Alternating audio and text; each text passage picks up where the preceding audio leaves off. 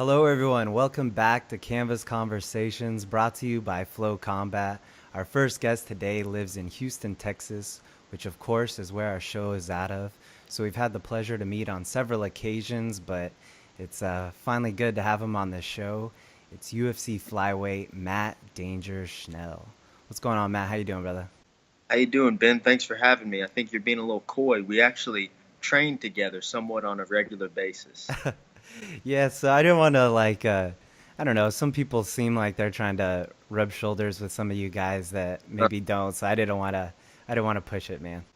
well, I appreciate it. I'll tell everybody we train together. This guy's a stud. I don't know about that. You're the stud, sir, but I appreciate that nonetheless. So, Matt, where am I catching you right now, sir?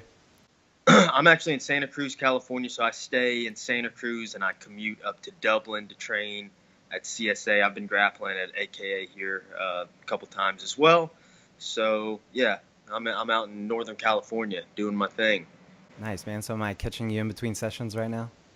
I took the morning off today. We're just in the end of camp, and I'm just gonna hit some pads tonight, get a nice little sweat. The work's done. Everything's good to go. Last sparring session. We're gonna spar on Saturday, controlled sparring, but that'll be my last hard day. Today's kind of an easier day. Tomorrow we'll push it. Saturday we'll push it. So you're actually catching me before my first workout. Awesome, man. Well, before we get into the fight stuff, I saw all over your social media that you just got married. So congratulations are in order. It looked like a beautiful wedding and ceremony, my man. Tell me about it. Yeah, the wedding was perfect. I would be lying if I said I had much to do with it. My wife, she put the whole thing together, and she's incredible, and she hired a bunch of great. Then we went on our honeymoon. We went on a 7-day cruise in the Caribbean, and we really enjoyed that. And then as soon as I got back home, I jumped on an airplane and headed out to a training camp. So haven't got to enjoy the married life much. She's been out here a couple times. I came home for a weekend, but looking forward to getting to spend more time with her. That's for sure. Of course. So how is married life? I know you were just saying that it's kind of hard to get a good gauge for it since you've been gone, but has anything changed between the two of you since you guys have been married? I can say that I love her more now than I ever have, for sure, and I think it's always been like a steady build up. But there are definitely more feelings, and there's more on the line, and we hold each other accountable, and we always have. Nothing's changed with the relationship yet, but yet I feel that it's a lot more serious now. There's a lot behind it, and we care about each other, and she makes these trips with me, she fights these fights with me. So Man, that's so cool. I love to follow you guys as far as your professional fighting career goes, but I think it's always so cool when you guys have these just cool personal milestones that you guys get through. yeah, I think it's important for people to know that we're just normal, everyday people. All of us are. Hmm. I'm just some dude. I made straight D's all throughout high school. Married a girl way out of my league. So yeah. Uh, is she pretty proud of you since you guys have been together for so long and everything, just kind of where you're at now?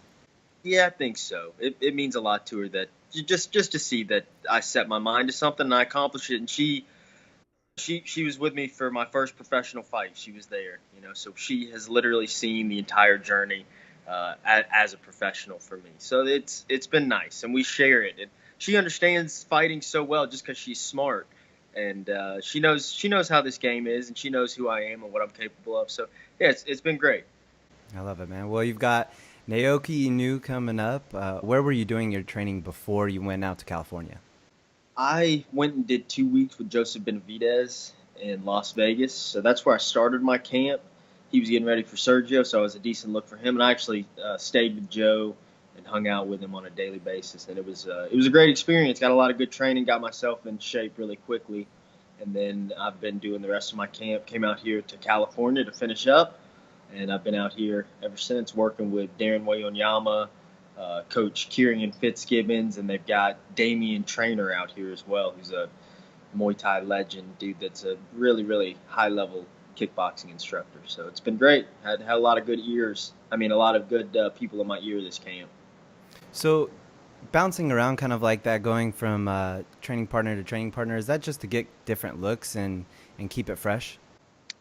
Yeah, Yeah, just to keep it fresh, you know. And I do the same thing when I'm in Houston. I don't Hmm. train at one gym. I train at 4 gyms, and I bounce around because I like to see different faces and I like to hear different input, you know. But I got the guys I trust and the people that I like to have in my corner, and that's, you know, I came out to CSA to work with Darren Wayonyama and Coach Kirian, and kind of put myself in their system and you know see what happens with it.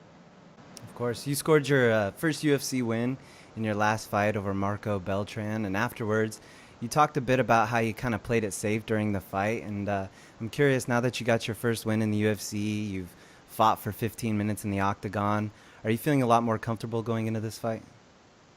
I feel more comfortable, but it's still been a 7 month layoff. I still think there's going to be some cobwebs to shake off in there. So I'm not going to get ahead of myself. You know, I'm prepared to fight for 15 minutes. And yeah, we'll see what happens. You know, it's hard to say.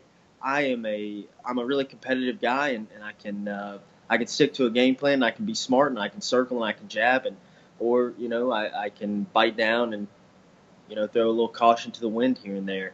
I can't speak to say what's going to happen. Fight week plays into it. The weight cut plays into it. All the preparation that I've put in plays into it. But at the end of the day, I really just gonna have to go out there and get this win. You know. Of course. You've obviously got a long trip out to Singapore. How does the weight cut, how is it affected by that long trip? I don't think it'll affect it at all. I drink water. Those two, you know, I'm just drinking, and I'm bringing some stuff with me to eat on while I'm on the trip. I really Tuesday night, so I get there Tuesday morning. It's not going to affect anything. I think in the past when people have used that as an excuse, it was just that an excuse. You know? I drink it. You're Mhm. going through the same process. You're on an airplane, but I can still pee. I can still drink a bunch of water. You know, that's really all it is during those days. Maybe you miss. Nobody works out on Sunday. Like maybe you miss a workout on Sunday. I guess maybe you miss a month. I don't know. But yeah, we'll be fine. The weight cut will be fine. I'm sitting under 140 pounds right now, so I'm pretty happy where my weight is. But I'm a big guy. I'm a long rangy person, and no matter how well I do on my diet, when it comes to about 128, things tend to get tough. Well, since we're talking about weigh-ins and stuff and all that, what do you think about the weigh-ins moving back to 4 p.m.? Is that are they gonna move him back for my fight? Do you know? I don't think it's for your fight, no, but I think Okay, it's coming up. They haven't declared when, but it's that definitely was yeah, coming. that's said. Yeah, I think it's silly, and I honestly, if they fall into like, it's only because some guys have said that the weigh-ins are too early. And it's not guys who are making weight that say the weigh-ins are too early. It's the guys who miss the weight. And I think people just grasp for whatever they can at that point. They know they've missed. They don't really have a great excuse, so they say whatever they can. In this case, yeah, I think it's silly. We need to weigh. The earlier you weigh in, the more time you have to put weight back on, the better. You know. Holly Holm made a case that maybe there should be like an option that you could pick the early weigh-in or the afternoon weigh-in. What do you think about something like that? Yeah, I guess. Yeah, sure. I don't see why not. Yeah, that's smart.